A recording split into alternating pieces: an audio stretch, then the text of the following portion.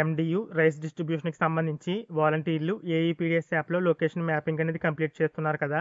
మనం ఈ వీడియోలో వాలంటీర్ల క్లస్టర్ వారీగా ఏ వాలంటీర్లు ఈ లొకేషన్ మ్యాపింగ్ అనేది కంప్లీట్ చేశారు, అలాగే ఏ లొకేషన్లో ఆ డేటా అనేది సబ్మిట్ చేశారు అనే వివరాలు ఏ విధంగా తెలుసుకోవాలో ఇప్పుడు చూద్దాం.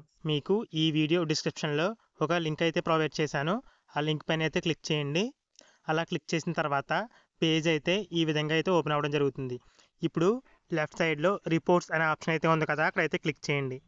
అలా క్లిక్ చేసిన తర్వాత స్టేట్ అనాలిసిస్ అని ఆప్షన్ అయితే ఉంది కదా, అక్కడైతే క్లిక్ చేయండి.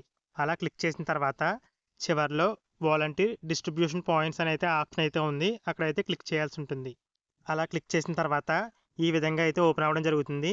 మీరు అలా పైకి స్క్రోల్ చేసినట్లయితే ఇక్కడ చూసారు కదా, ఆటోమేటిక్గా అల్లూరు సీతారామరాజు జిల్లా అయితే సెలెక్ట్ అయి ఉంటుంది ఆల్ఫాబెటికల్ ఆర్డర్లో. మీరు చేయవలసిందల్లా ఇక్కడ మీ జిల్లా పేరు అయితే సెలెక్ట్ చేసుకోండి. ఇక్కడ కొత్త జిల్లాల పేర్లు అయితే ఇవ్వడం జరిగింది కాబట్టి కొత్తగా ఏర్పడిన జిల్లాలు ఏవైతే ఉన్నాయో ఆ జిల్లా పేరు అయితే సెలెక్ట్ చేసుకోండి.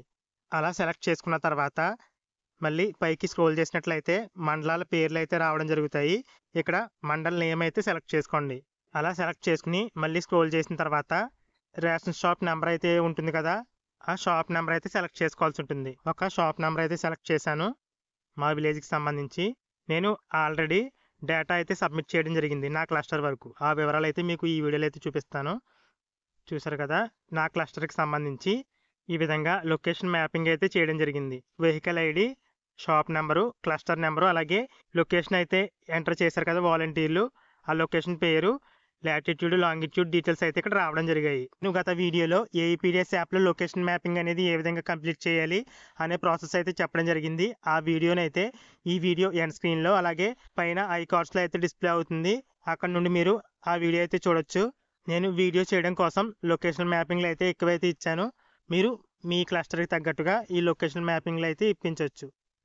నేను గత వీడియోలో చెప్పినట్లుగా యాడ్ మోర్ లొకేషన్స్ అనే ఆప్షన్ ద్వారా ప్రతి లొకేషన్లోనూ, అంటే ఎక్కడైతే ఎండియు ఆపరేటర్ రైస్ ఇస్తున్నారో ఆ లొకేషన్లో జీపీఎస్ క్యాప్చర్ చేసి లొకేషన్లు అన్నీ ఒక చోట మ్యాప్ చేసి సబ్మిట్ చేయొచ్చు. లేదంటే ఒకే లొకేషన్లోనూ జీపీఎస్ క్యాప్చర్ చేసి డేటా అయితే సబ్మిట్ చేయొచ్చు. ఎలా అయినా సరే జీపీఎస్ అనేది క్యాప్చర్ అవుతుంది. వివరాలు అయితే ఈ విధంగా అయితే డిస్ప్లే అవుతున్నాయి.